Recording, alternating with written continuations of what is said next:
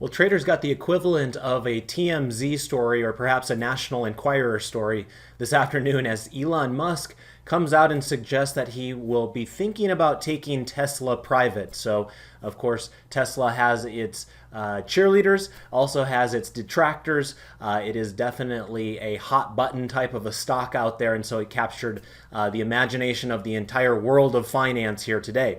So we'll take a look at that, what it means for the markets.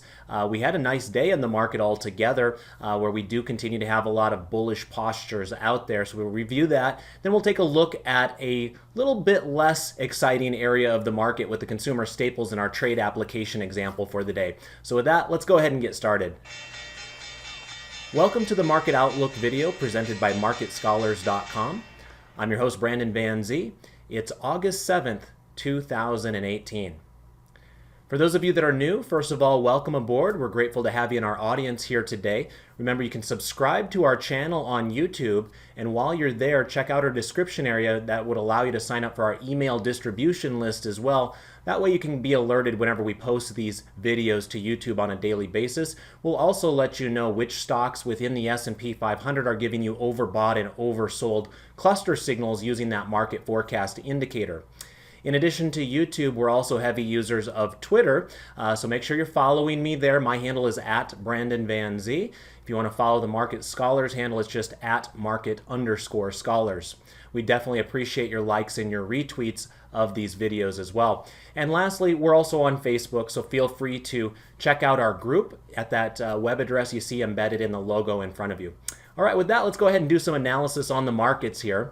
As you can see, I've got the 4 grid pulled up here in front of us, and this is just chart 4B for those of you that are premium Market Scholar subscribers if you want to follow along at home. And this will allow us to see the 4 major indices here in the United States to see kind of what's going on all at the same time. Now remember, if you ever did want to kind of zoom in on any one of these charts, it's as easy as just right-clicking on the chart and then going to maximize sell like I've done just there. Now you can see I've got the S&P 500 pulled up in front of us. You can see that the S&P 500 was up about 8 points here today, or a 0.28% advance. You'll notice that we continue to be bullish. Now, for a quick little primer on how to read this particular chart here, remember that the background color over the candle that you're looking at will tell you what the posture is using that market forecast intermediate term line. And remember, the intermediate term line is the green line down below here, and posture is bullish using that indicator if it's simply above the upper reversal zone, which is up here on 80 on the market forecast indicator. Remember, you can find the market forecast indicator on the Thinkorswim platform.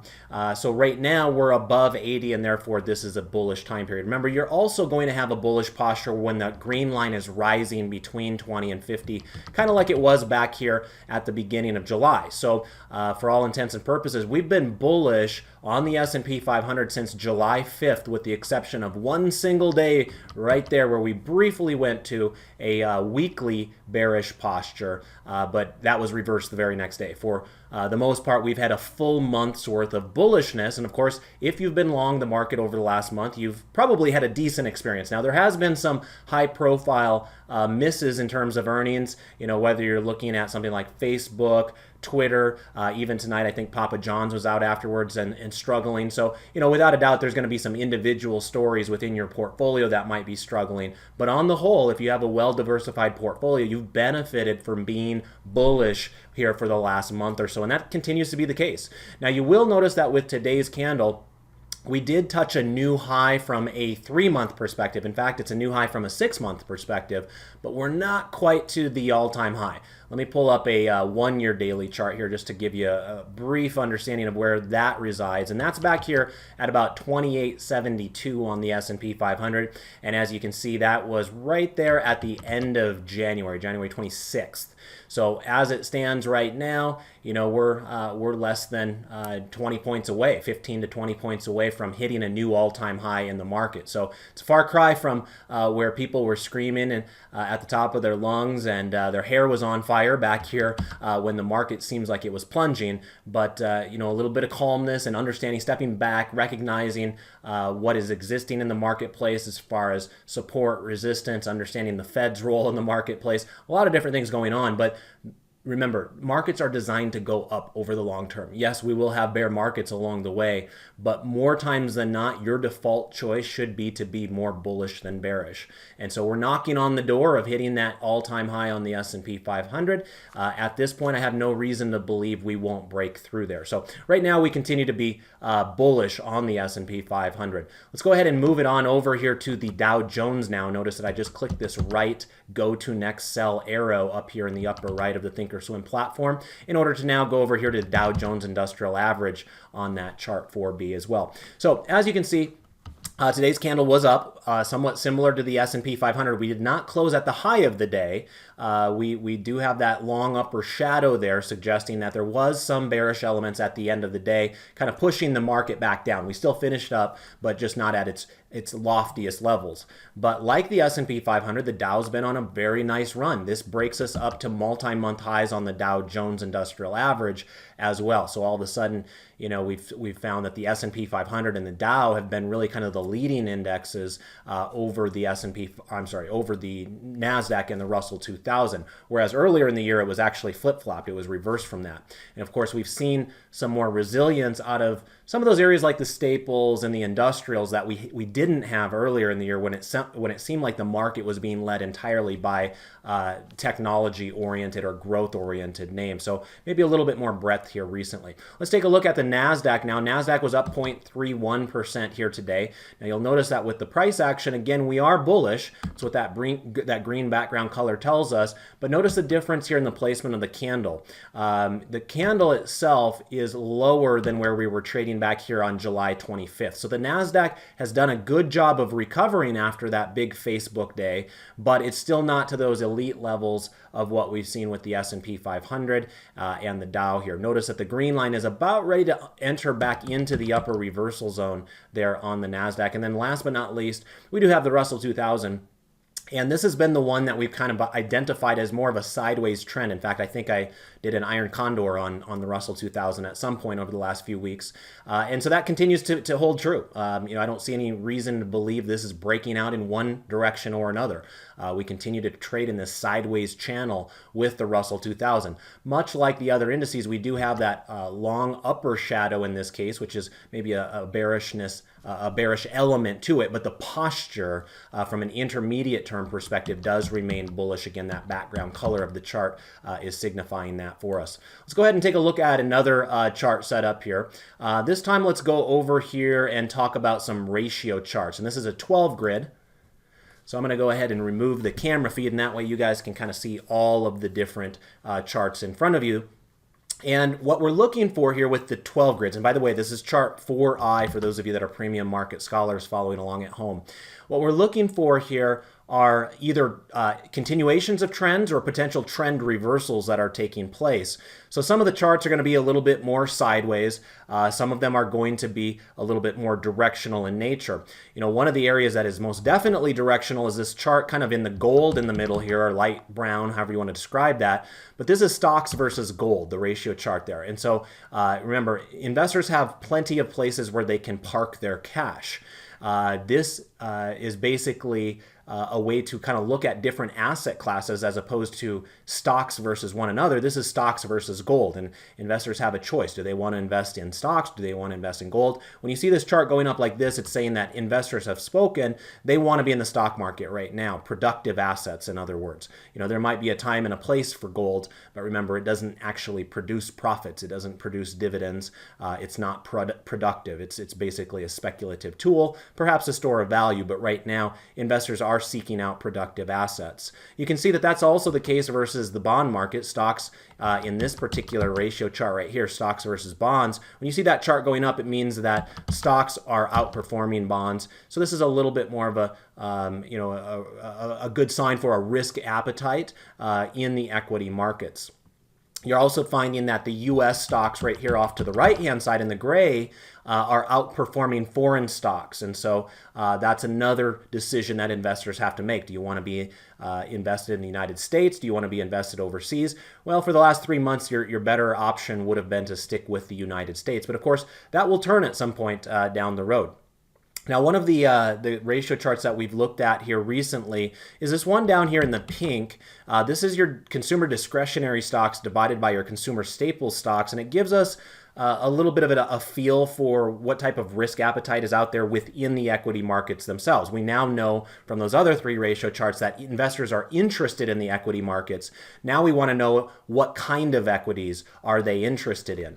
And in this particular chart, when the chart is going lower here in pink, that suggests that staples are outperforming discretionary. And that has largely been the case since early June. That market participants have found value within the staples area. Remember, the staples were the worst performing sector at the beginning of the year. Well, that has done a complete 180, and now staples are one of the leading areas of the market. In fact, remember, I produced the sector selector on the weekends, and so maybe that would be an opportunity to kind of highlight that here. Remember, if you're on the Market Scholars website, you can just go to blog for that. So I pulled that up here in another tab here. So let me go find the sector selector to kind of identify that. And you'll notice right here that staples, just kind of to the left of my mouse right there, it's in the purple. Well, it's in the fourth slot now, all of a sudden.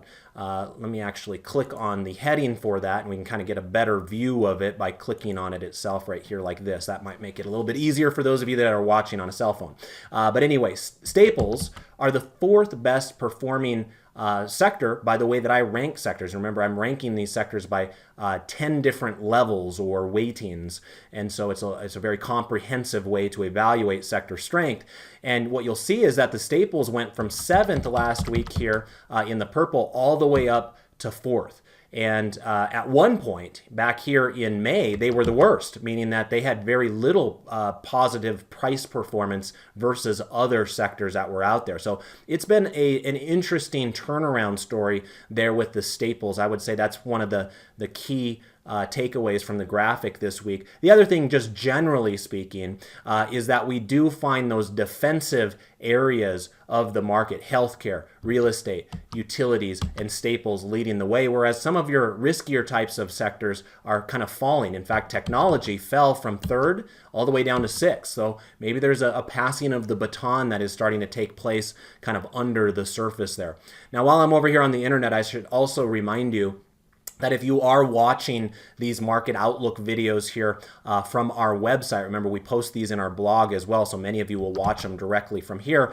We go out of our way to post these tweets and these Facebook posts directly below where you're watching it. What that allows for is for you guys to click like and retweet, or not retweet, but like at least, on our Twitter account, on Facebook right here, and then also on our website for those of you that want to show your support for these videos and want to encourage David and I to continue them going forward. So anyway, back to the discretionary staples. It's largely been staples leading over discretionary for the last 3 months. However, today was kind of an interesting reversal day, so we'll keep our eye on that. Notice that down here we do have kind of this nice little bump higher here in that pink line. Let me see if I can zoom in a little bit better for you on that.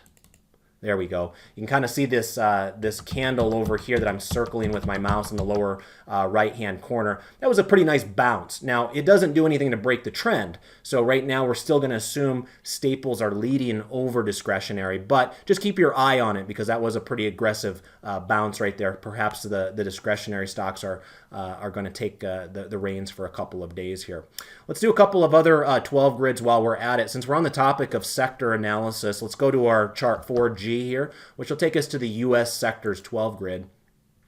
Kind of get a sense of what's going on here. Now, the background color of these charts will dictate whether these particular sectors are bullish or bearish using the posture setting tool that I mentioned at the top of the video, which is using that green line or that intermediate line on the market forecast indicator itself. So when you see the charts in the middle here as pink, that just means they have a bearish posture using the intermediate term line on the market forecast. All the other charts that are kind of surrounding it in green, those are all bullish according to that indicator at this current time. And so as you can see, of course, the S&P 500 in the upper left-hand corner there is doing just fine. It's up about 7% here over the last 3 months, which every one of these charts represent. So that's a very healthy return. Again, a lot of people like to fight it. We hear about it regularly. Why are you so bullish? You should be bearish because X, Y, or Z. And the truth of the matter is the markets continue to hum higher. Why do we want to fight the tape? Right now, if you've been bearish for the entire last 3 months because you don't agree with the politics of this country, or you don't believe that the tax cuts are going to continue to feed corporate profits, or whatever your excuse is, what you're doing is you're fighting the tape, and you've just missed out on 7% to the upside. That was fairly reasonably easy to grab onto. Some of the areas of the market that are kind of the leadership areas are the healthcare area. So I mentioned that before with the sector selector. Remember, it was the #1 ranked sector on the week-over-week rankings there. And notice that it's up about 11% in the 3-month time period just in price performance alone. You're also finding down here the staples is up about 9% over the last 3 months, taking kind of the second place position right there. So again, people wanted to write off the consumer staples space earlier this year, but you can see that they do have a little bit of life to them all of a sudden here. Let's go ahead and take a look at what's going on with the sectors from a daily chart or daily performance perspective. So for that, I'm going to come back over here to the Market Watch tab, and I'm going to take a look at our sector ETF watch list here. And you'll notice that on a one-day basis right here, we do have the energy stocks leading the way, up 0.74%. On the downside are those staples. So for those of you that have been waiting for a little bit of a pullback in the staples, which again are the second best performer over the last 3 months in just price alone, then today might have been one of those days, and we'll talk about that here in just a little bit with our trade application. So let's go ahead and dig into the details of XLE, which is energy, and XLP, which is the staples, to see who the leaders and the laggards were within those areas. So as I come in here, let's go to our energy list first. These are just the stocks in the S&P 500 here, but you can kind of get a sense of what's kind of moving the market. And you can see here the Cimarex, ticker symbol XEC, was up about 2.4% today. We had Marathon Petroleum up about 1.7%. We had Endeavor up about 1.6%, and ConocoPhillips up about 1.6%. So those were your leaders on the energy side. Let's see who the laggards were on the consumer staple side. Here you can see Pepsi was down. Now remember, Pepsi was in the news yesterday. Their longtime CEO, Indra Nooyi, announced that she is stepping down from the reins after 12 years at the top of that consumer staples company. And so the company was actually up yesterday, but it did pull back here today about 2.6% or so. But remember, that stock has been in a really nice uptrend here in the last couple of months. The other consumer staple stocks that were down more than 2%, we've got Kimberly-Clark, of course, the company behind the Kleenex, and then we've got Campbell's Soup that was down 2% here today as well. So those were some of your bigger winners and losers on the sector side of the equation there. Now just a quick little pop in to see what's going on with the VIX. Let me go ahead and just go to chart 4A for this. I know many of you like to take a look at the VIX on a daily basis just to kind of get an understanding of where we stand from your various options related decisions you might be making. Notice that the VIX was down today. In fact, we breached multi-month lows. Now that should make sense because remember, this is usually inversely correlated to the S&P 500 itself. So if the S&P 500 was hitting new multi-month highs, then it makes sense that the VIX is hitting new multi-month lows. So again, down there sniffing that 10 area, which in the past it has breached on occasion, but just not for long periods of time. So this is near historical low levels for the VIX. In other words, again, there's a lot of doomsdayers out there saying that a market crash is on the horizon, and believe me, that volume will probably pick up as we start approaching this fall. Remember, this fall will be the 10-year anniversary of Lehman Brothers bankruptcy, and so you're going to start hearing more and more of this stuff in the news media, but the fact remains the trend is still to the upside. Corporate profits remain strong. And so try your best to trade what you see as opposed to what everybody is in your ear about. Right now, professional traders are suggesting through the VIX right here that there's very little fear in the marketplace itself. All right, so with that, let's go ahead and talk about our trade application example for the day. And what I wanted to do, well, first of all, since we're on chart 4A here, let me just kind of start this off with a little chat about XLP. So that's the consumer staples. So I just wanted you to kind of recognize that, again, we're up about 9% over the last 3 months here, as you can see with this chart. But in addition to that, we remain bullish. In fact, this particular chart has been bullish all the way since June 1st, with the exception of one single day right there. So this is really going on 2 full months of bullishness, and that's been a consistent bullish move there. Most of you should be able to recognize that trend of higher highs and higher lows without too much difficulty. So it's not just that it's up 9% over the last 3 months, it's how it went up 9%. And it did so consistently without a lot of volatility. And it did what you wanted it to do, which was to track higher. We always appreciate charts like that. Well, notice that XLP remains with its green line in the upper reversal zone, with the red line in the lower reversal zone. Now, most of you that have followed this video for long enough will recognize that as a bullish intermediate confirmation signal. Now, it is true that typically we would also like to see the blue line below 50, but in this particular case, remember, that's not officially part of the trade setup. It's just kind of a cherry on top if we can get it. So be aware that with today's pullback in staples, remember, it was down 0.61%. It was the worst sector here today, and it's still one of the best sectors in 3 months. What it is kind of a buy the dips mentality. You finally got a day of sell-off to maybe add to your position. Remember, a lot of us dividend growth investors, have a big portfolio of staples, whether it's Hershey's or Procter & Gamble or what have you. And so many of you already have positions in these types of days where we have these bullish intermediate confirmation signals could be buy days for you to buy on the dip when you finally get that opportunity. Now, one other thing I will point out, we do have an overbought cluster signal up here. That's what that red dot signifies. That happens when we have all 3 of those colored lines on the market forecast in the upper reversal zone. But keep in mind, that does not guarantee there's going to be some huge plummeting of price.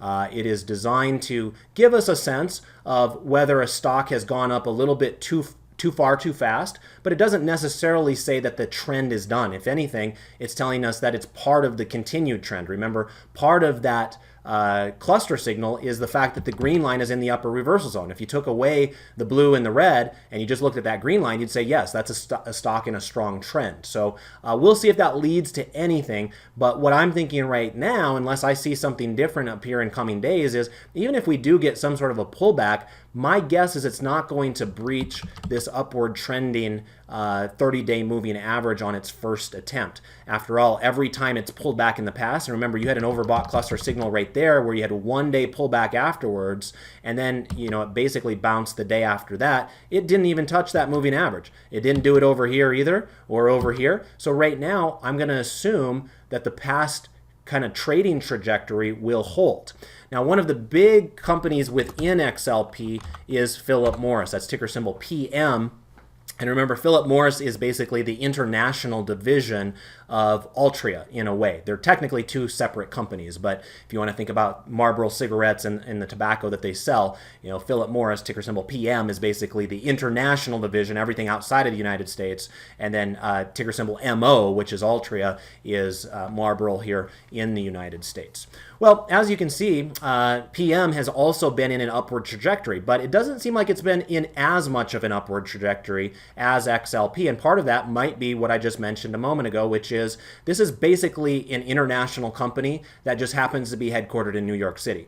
All of its revenues come from outside of the United States, but it is still taxed as a US-based company. So this is a company that, as the United States has been the place to hang out, as I showed you a moment ago in those ratio charts, and as the US dollar has remained strong and resilient, that hasn't necessarily helped PM. Yes, they've been helped by the fact that they're part of the consumer staples space, but they haven't had as robust of a move higher as some of those other players that focus a little bit more on the United States. And so this is maybe a little bit of a catch-up type of a trade that has not bounced off of the lows quite as much, but still remains in a bullish move. Again, remember that background color is designated to show us whether this is considered bullish or bearish. And so it's green right now, and that tells us it is considered bullish with that green line kind of in that upper reversal zone on the market forecast indicator. Now here you will notice the red line is in the lower reversal zone, and so that signifies that bullish intermediate confirmation signal that also existed on the consumer staples generally. But here you'll notice that the blue line is between 50 and 20. So maybe the positioning of this bullish intermediate confirmation signal is a little bit better than on XLP. Now on the downside, there might be a little bit of a bearish divergence taking place there with the near-term line. So obviously there's no perfect trade setups out there. Now, one of the things I did want to point out in addition to the bullishness on the market forecast charts is to come over here to chart 3A, and this is my dividend stair-step chart. And this is designed to give us an idea of when a stock might be considered interesting to those of us that are dividend growth investors. So let me type in ticker symbol PM here, and we can take a look at that chart. Now, when you're looking at this orange line here, that is representing where the stock would need to be trading in order to have what's known as an average high yield. Or in other words, when you're averaging out high yields over the years, you know, what does that number amount to from a share price perspective?